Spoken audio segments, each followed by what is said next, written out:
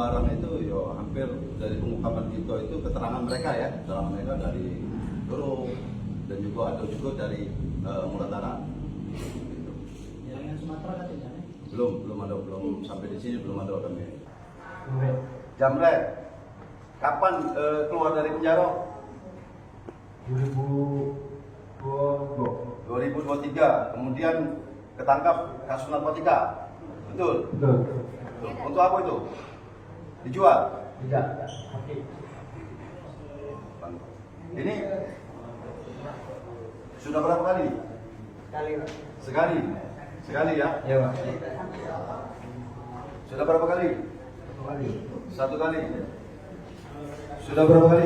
Sekali, Pak. Sudah berapa kali? Sudah? Berapa kali? 2 kali, Pak. 2 kali. Pertama kasus apa? Kriminal. Sekarang apa?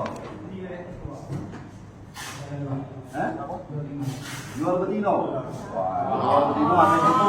Jual narkotika. Yo. Berapa kali? Sama rokok? Sekali. Sudah berapa kali? 2 kali. Pertama? Jamret. Dari pengakuan ya, yo artinya untuk kehidupan sehari-hari kan seperti itu kan, mata pencarian lah. Nah, iya benar.